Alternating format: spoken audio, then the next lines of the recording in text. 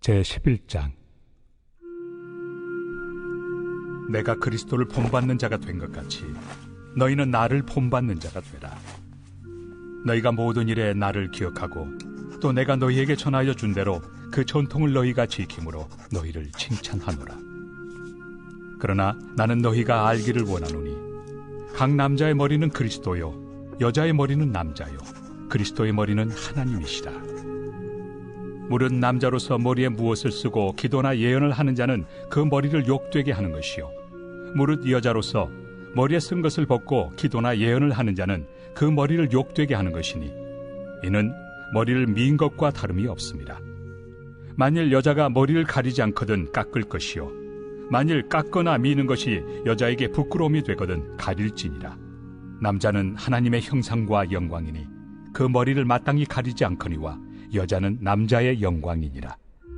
남자가 여자에게서 난 것이 아니요 여자가 남자에게서 났으며 또 남자가 여자를 위하여 지음을 받지 아니하고 여자가 남자를 위하여 지음을 받은 것이니, 그러므로 여자는 천사들로 말미암아 권세 아래에 있는 표를 그 머리 위에 둘지니라. 그러나 주 안에는 남자 없이 여자만 있지 않고 여자 없이 남자만 있지 아니하니라. 이는 여자가 남자에게서 난 것 같이 남자도 여자로 말미암아 났습니다. 그리고 모든 것은 하나님에게서 났느니라. 너희는 스스로 판단하라. 여자가 머리를 가리지 않고 하나님께 기도하는 것이 마땅하냐? 만일 남자에게 긴 머리가 있으면 자기에게 부끄러움이 되는 것을 본성이 너희에게 가르치지 아니하느냐? 만일 여자가 긴 머리가 있으면 자기에게 영광이 되나니 긴 머리는 가리는 것을 대신하여 주셨기 때문이니라. 논쟁하려는 생각을 가진 자가 있을지라도 우리에게나 하나님의 모든 교회는 이런 관례가 없느니라. 내가 명하는 이 일에 너희를 칭찬하지 아니하나니 이는 너희의 모임이 유익이 못되고 도리어 해로움이라. 먼저 너희가 교회에 모일 때 너희 중에 분쟁이 있다 함을 듣고 어느 정도 믿거니와 너희 중에 파당이 있어야 너희 중에 옳다 인정함을 받은 자들이 나타나게 되리라. 그런즉 너희가 함께 모여서 주의 만찬을 먹을 수 없으니 이는 먹을 때 각각 자기의 만찬을 먼저 갖다 먹으므로 어떤 사람은 시장하고 어떤 사람은 취함이라. 너희가 먹고 마실 칩이 없느냐? 너희가 하나님의 교회를 업신여기고 빈궁한 자들을 부끄럽게 하느냐? 내가 너희에게 무슨 말을 하랴? 너희를 칭찬하랴? 이것으로 칭찬하지 않노라. 내가 너희에게 전한 것은 주께 받은 것이니 곧 주 예수께서 잡히시던 밤에 떡을 가지사 축사하시고 떼어 이르시되 이것은 너희를 위하는 내 몸이니 이것을 행하여 나를 기념하라 하시고, 식후에 또한 그와 같이 잔을 가지시고 이르시되 이 잔은 내 피로 세운 새 언약이니 이것을 행하여 마실 때마다 나를 기념하라 하셨으니, 너희가 이 떡을 먹으며 이 잔을 마실 때마다 주의 죽으심을 그가 오실 때까지 전하는 것이니라. 그러므로 누구든지 주의 떡이나 잔을 합당하지 않게 먹고 마시는 자는 주의 몸과 피에 대하여 죄를 짓는 것이니라. 사람이 자기를 살피고 그 후에야 이 떡을 먹고 이 잔을 마실지니 주의 몸을 분별하지 못하고 먹고 마시는 자는 자기의 죄를 먹고 마시는 것이니라. 그러므로 너희 중에 약한 자와 병든 자가 많고 잠자는 자도 적지 아니하니 우리가 우리를 살폈으면 판단을 받지 아니하려니와 우리가 판단을 받는 것은 주께 징계를 받는 것이니 이는 우리로 세상과 함께 정죄함을 받지 않게 하려 하심이라. 그런즉 내 형제들아, 먹으러 모일 때 서로 기다리라. 만일 누구든지 시장하거든 집에서 먹을지니 이는 너희의 모임이 판단받는 모임이 되지 않게 하려 함이라. 그 밖의 일들은 내가 언제든지 갈 때 바로 잡으리라.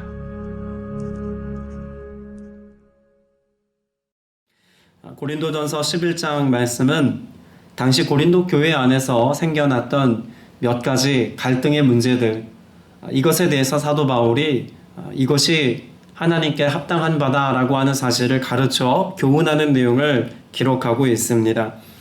겉으로 드러난 문제들은 사실 교회 공동체 안에서 사람들과의 관계 안에서 일어난 일이지만, 그러나 그 관계 안에서 서로 생각이 다르고 또 마음이 맞지 않아서 생겨난 그 문제들의 근원에는 더 중요한 영적인 이유들이 있다는 것을 사도 바울이 가르치면서 과연 우리의 신앙과 또 우리의 마음이 하나님의 뜻에 합당한 삶을 향해서 지금 살아가고 있는가 바르게 점검하고 그 기준을 세워야 한다는 것을 가르쳐주고 있습니다.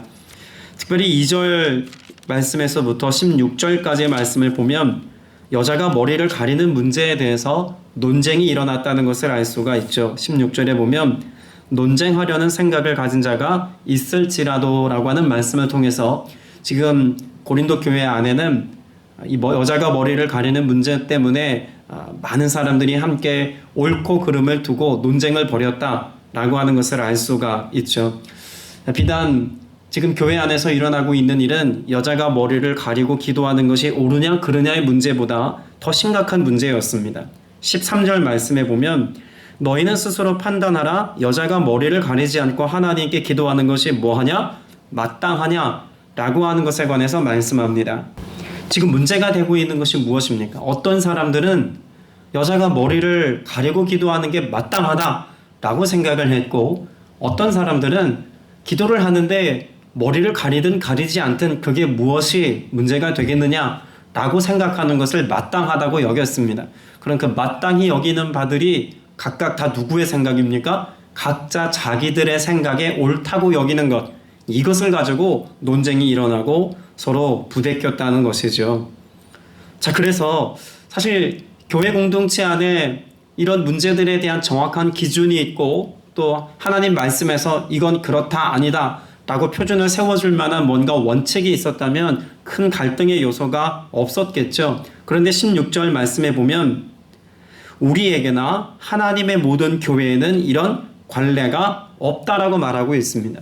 그러니까 여기에 대해서 표준을 제시하고 있는 정확한 기준이나 어떤 법조문이나 이런 것들이 존재하지 않았다라고 하는 것을 사도 바울도 이야기하고 있죠.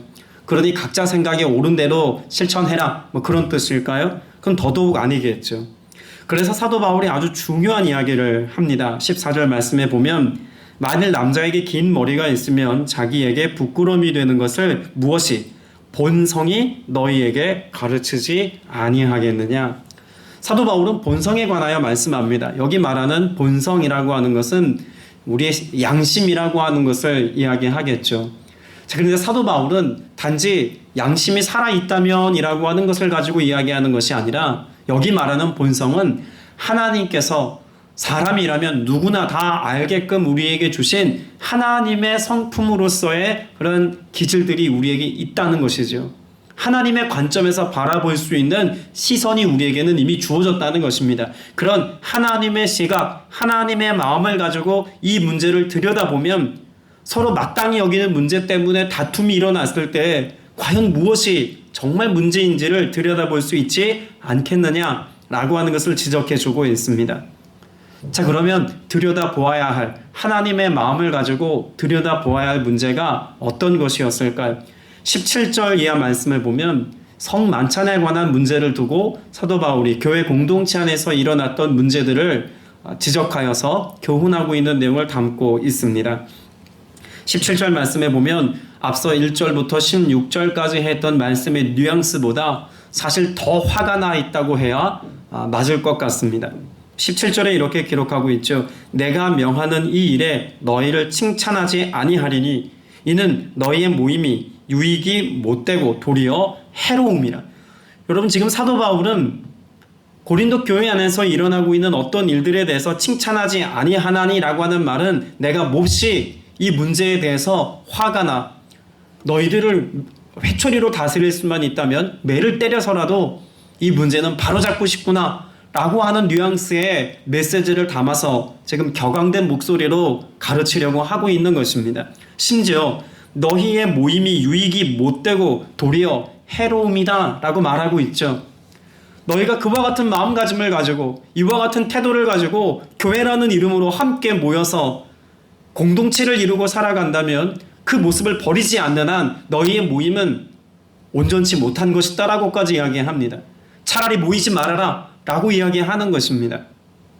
18절 말씀에 보면 먼저 너희가 교회에 모일 때에 너희 중에 분쟁이 있다함을 듣고 어느 정도 믿거니와 라고 말하고 있죠. 이미 분쟁이 있었습니다. 그리고 역시 당파가 갈렸습니다.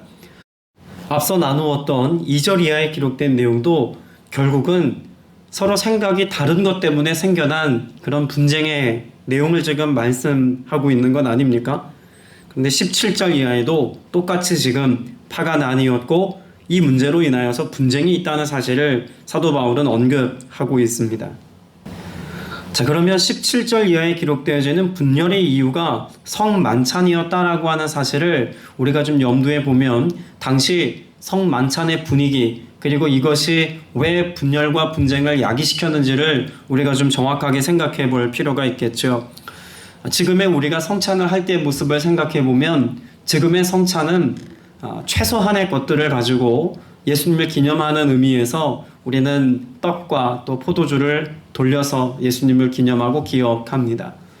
초대교회 공동체도 그랬고 또 지금 고린도 교회의 모습도 그렇겠습니다만 우리가 오늘날 현대 교회가 하고 있는 것과 같은 성만찬의 모습이었을까 생각해 보면 그렇지 않음을 우리는 먼저 이해하고 있어야 합니다. 당시 성만찬은 교회 안에서 어떤 성례전으로서 우리가 지금과 같은 어떤 형식을 갖춘 예배 속에서 순서가 되어서 최소한의 것을 가지고 진행했던 그런 일부 순서가 아니라 그들이 애찬을 나누고 식사를 하는 도중에 행하여졌던 모습이라고 하는 것을 생각해 봐야 합니다. 모두가 다 음식을 다 차려놓고 그렇게 정규 식사를 하다가 그 중간에 특정한 빵 조각과 특정한 포도주 잔을 놓고 특별한 의미를 부여하는 말씀을 선언하면서 성만찬을 지냈습니다. 그러니까 성만찬과 늘 함께 있었던 것이 뭐라는 거죠? 식사였다는 것입니다. 더군다나 이 성만찬의 예전은 또 회당이나 특별한 지금과 같은 어떤 구별된 장소에서 우리가 함께 행하여졌던 모습이 아니라 가정에서 주로 이렇게 함께 애찬을 나누고 예배하는 공동체의 모습을 이어갈 때 행하여졌던 것을 생각해 볼 필요가 있습니다. 그러니까 식사와 성만찬은 너무 자연스럽게 조화롭게 진행되어졌던 예식이고 예전이었다라고 하는 것을 생각해 두고 있어야 한다는 것이죠. 근데 여기 왜 문제가 생겼을까요? 성만찬을 진행하는 과정 중에 그 식사 문제가 사실 더 큰 문제가 되었습니다. 만일 고린도 교회가 이전 우리가 사도행전에 기록되어져 있는 초대교회 곧 예루살렘 교회 공동체의 모습과 같았다면 큰 문제가 되지 않았을 겁니다. 서로 내가 넉넉히 가지고 있다면 가지지 못한 자들과 그것을 함께 기꺼이 나누고 또 필요로 하는 것이 있다면 내 것을 팔아서라도 그들과 함께 공유하고 함께 나누는 것이 일반화되었을 것입니다. 그런데 고린도 교회의 모습은 그렇지 않았다는 거죠. 지금 고린도 교회 공동체 안에는 부유한 사람도 있고 가난한 사람도 있었습니다. 또 많이 준비할 수 있는 여건이 되는 사람도 있었고 아무것도 준비할 수 없는 여건에 있는 사람도 있었다는 거죠. 고린도전서를 시작할 즈음에 이 가뭄에 대해서 또 혹은 여러 가지 재난의 문제에 대해서 이야기하면서 고린도 교회 배경 자체가 가난한 사람도 있었고 또 특별히 노예 출신의 사람도 있었고 지금 노예로 살고 있는 사람도 있다는 이야기를 전제하여 나누었던 기억이 있습니다. 자, 그럼 한번 생각해 보십시오. 당시 음식을 먹는 것은 한 가정에서 책임지고 음식을 준비하는 모습이었다기보다는 그 가정에 함께 모여서 예배 공동체를 이루는 그 과정 가운데 성만찬과 함께 식사를 하기 위하여서 각자 음식들을 싸가지고 왔습니다. 각자 음식들을 준비해 왔는데 많이 가지고 있는 사람, 부유한 사람은 자기가 먹을 것들을 넉넉히 또 풍성히 또 좋은 음식들을 가지고 오지 않았겠습니까? 그러나 상대적으로 음식을 함께 먹는 사람들을 부럽게만 보아야 하는 사람도 있었다는 이야기입니다. 준비하여 오지 못하는 사람들이 있었다는 이야기죠. 그런데 이 고린도 지역에서 가지고 있었던 식사 문화가 참 독특합니다. 예루살렘 공동체만 해도 이렇게 각자 도시락을 싸가지고 와서 함께 예배하고 먹을 것들을 풀어놓는다면 당연히 나누는 것이 일반화된 문화였는데 고린도 지역의 문화는 손님을 대접하는 문화가 좀 달랐습니다. 어떻게 달랐을까요? 쉽게 이야기하면 차별이 있었다는 이야기입니다. 내가 보기에 좀 존귀하고 융숭하게 대접해야 될 어떤 손님이 왔다면 많은 음식을 내고 화려한 음식들을 장만하여서 잘 접대하지만 그러나 상대적으로 뭔가 내가 보기에 좀 하찮아 보이거나 대접이 필요 없는 사람이라고 여길 만큼 중요하지 않은 사람들에 대해서는 굳이 그렇게 음식을 잘 대접하려고 애쓰지 않았다는 겁니다. 어떻게 보면 당연하게 여길 수 있는 모습이지만 이게 교회 공동체 안에 적용되어질 때는 문제가 다르다는 것을 우리가 생각해 봐야 합니다. 자, 그러면 문제는 뭘까요? 고린도 지역에서 차별적으로 서로를 대접하는 이 문화가 어디까지 들어온 겁니까? 교회 안까지 들어왔다는 이야기입니다. 그래서 부유한 사람, 넉넉히 가진 사람들이 내 것을 가지고 내가 보기에 좋은 사람들과 함께 그룹을 이루어서 그들과 함께 음식을 나누는 것은 중요하게 생각했지만 교회 공동체 안에도 내가 보기에 별로 중요해 보이지 않거나 내가 보기에 하찮아 보이는 사람들에 대해서는 내 것을 나누는 것을 꺼려했다는 이야기입니다. 심지어 그것을 당연하게 여기고 나누지 않으려고 했다는 것이죠. 때문에 교회 공동체 안에서 세상과 똑같은 대접을 받아야만 하는 어떤 사람들이 존재했다는 것입니다. 이것 때문에 교회 안에 분열이 생겼습니다. 많이 가진 사람들은 넉넉히 가진 사람들끼리 모여서 식사하고 성만찬에 참여하는가 하면 어떤 사람들은 배를 쫄쫄 굶고 먹지도 제대로 못한 상황 가운데서 그냥 최소한의 것을 음식을 때우던 먹고 성만찬에 참여하고 있는 모습이었다는 거죠. 처럼 똑같이 성만찬을 참여하고 있지만 어떤 사람은 배부름으로, 또 한편에서 어떤 사람은 배고픔으로, 어떤 사람은 넉넉히 누림으로, 어떤 사람은 애써 참고 견딤으로 지금 성찬을 참여하고 있다는 것입니다. 여러분, 교회 본질에 관하여서 여러 번 말씀을 드렸습니다. 교회 본질이 무엇입니까? 하나됨입니다. 한 몸이라는 말씀을 자주 언급했습니다. 지금 이와 같은 모습이라면 과연 이 공동체가, 고린도 교회 공동체가 한 몸으로서의 교회라고 말할 수 있을까요? 그렇지 않죠. 여러분, 어느 한 구석이 아프면 온 몸이 아픈 것 아닙니까? 우리 손가락에 조그만 가시만 박혀도 온 몸 전체가 열이 나고 아픈 일들도 있습니다. 그런데 지금 사도 바울이 너무나 화가 나고 너무나 애끓는 심정으로 지금 경계를 세우듯 그렇게 나무라고 회초리를 든 그런 부모의 심정을 가지고 지금 고린도 교회 성도들을 가르치고 있는 것은 누군가의 연약함과 누군가의 아픔과 누군가의 눈물과 누군가의 진통을 보고 왜 함께 울지 않느냐? 너희는 한 몸이 아니다라고 하는 사실을 지금 말하고 있는 거죠.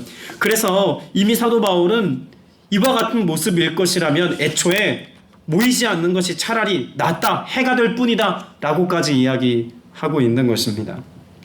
자, 그러면 우리가 생각해 볼 수 있는 가장 큰 문제점 중에 하나는 무엇일까요? 세속화의 문제라는 것입니다. 여러분, 세속화가 다른 게 세속화가 아닙니다. 공동체 안에 하나님의 말씀과 기준, 표준이라고 할 수 있는 가치가 사라져버리고 세상의 가치 기준이 교회 안에서 동일하게 적용되어질 때 비로소 그것을 세속화라고 말할 수 있는 것 아니겠습니까? 이 고린도 지역에서 행해졌던 구제만 생각해 보아도 그렇습니다. 많이 가진 사람들이 어려운 사람들을 돕는 예들이 있었습니다. 그런데 그렇게 돕는 문화의 모습을 보면 많이 가진 사람이 나누면서 내 것을 나누면서 자기를 과시하는 것은 물론이거니와 내 것을 나누는 과정 가운데 그 사람이 모멸감을 겪을 만큼 불편한 상황 가운데서 나뉘어져도 내가 부유하고 내가 나누는 입장에 있으니 그 사람이 모멸감 당하는 것 따위는 별로 안중에도 없는 그런 나눔의 문화가 고린도 지역에서의 문화였습니다.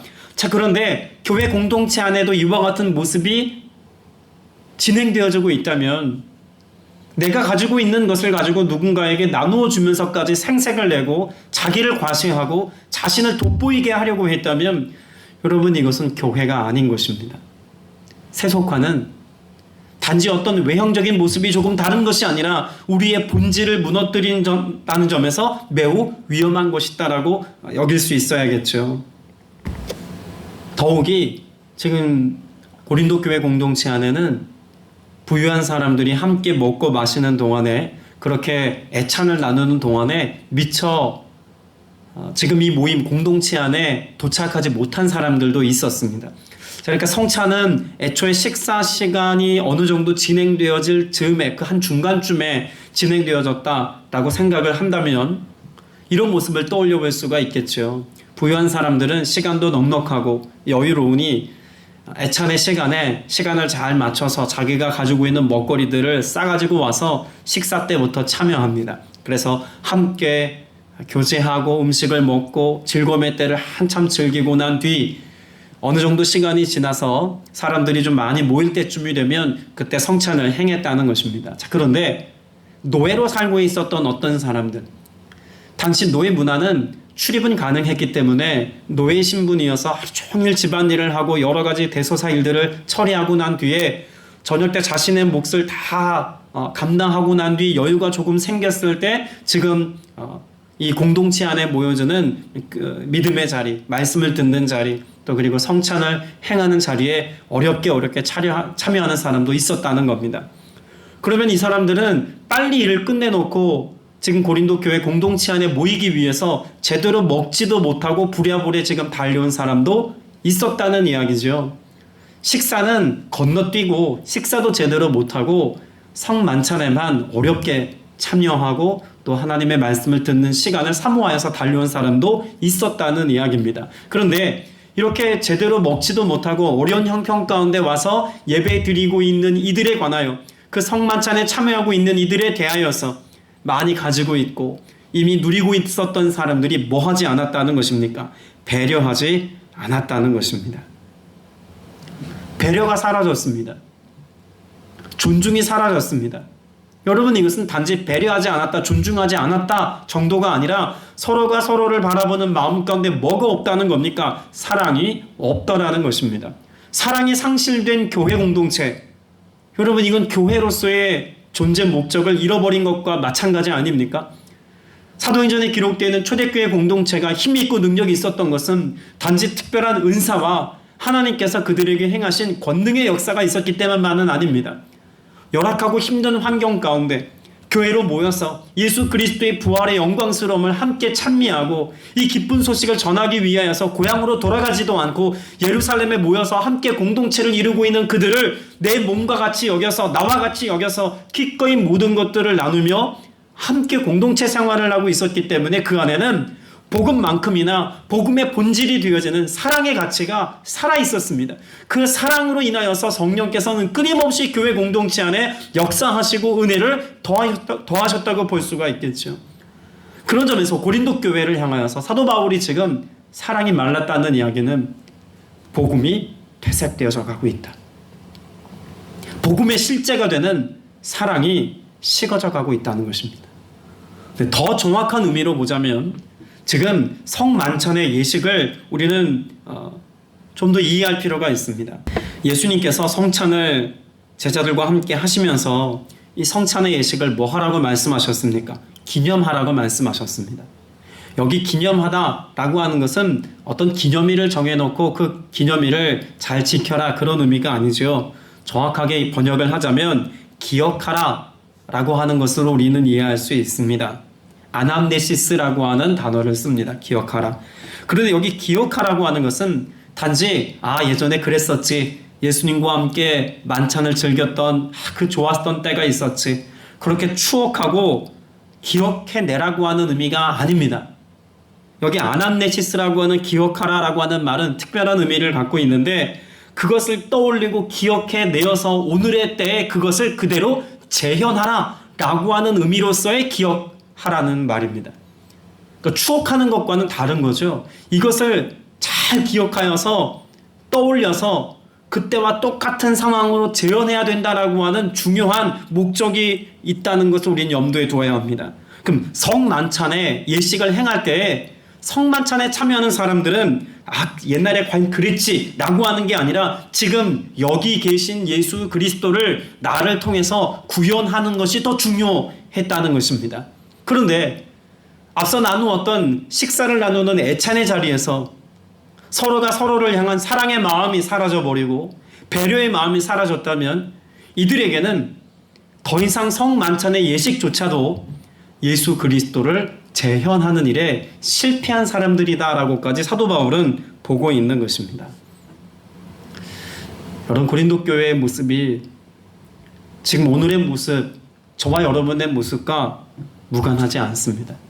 주님이 오늘 저와 여러분을 통해서 성만찬뿐만이 아니라 교회 공동체로 모일 때마다 교회라는 이름으로 모여서 우리가 어떤 사명을 감당하고 사역을 할 때마다 가장 중요하게 여겨야 할 것이 있다면 무엇일까요?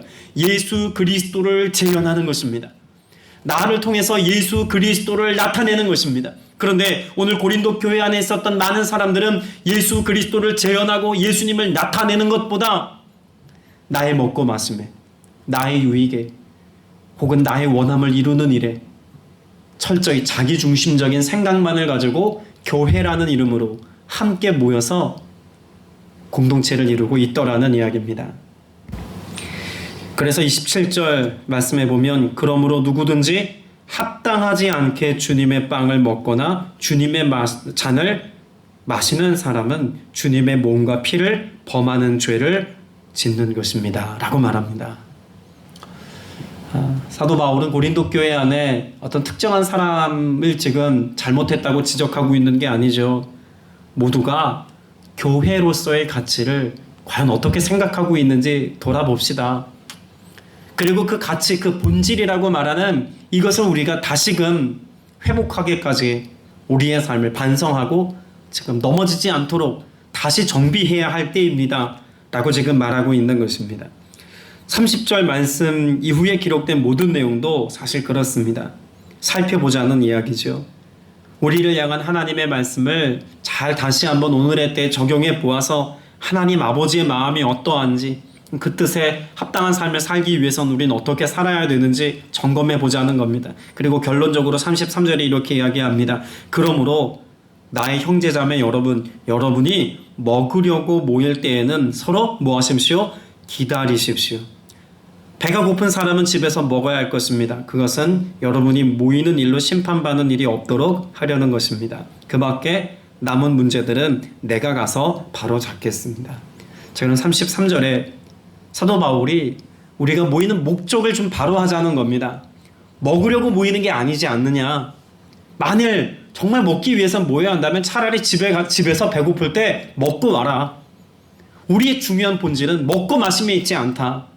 우리는 함께 모이는 이곳에서 예수 그리스도를 재현하고 예수 그리스도의 함께 계심을 경험하고 함께 계시는 예수 그리스도로 인하여서 그리스도의 사랑이 흐르게 하고 이를 통하여서 주로 인한 기쁨과 감격을 가지고 서로 사랑하는 그것이 마땅하다는 것을 지금 가르치고 있는 것이죠. 이게 진짜 마땅한 바라는 것입니다.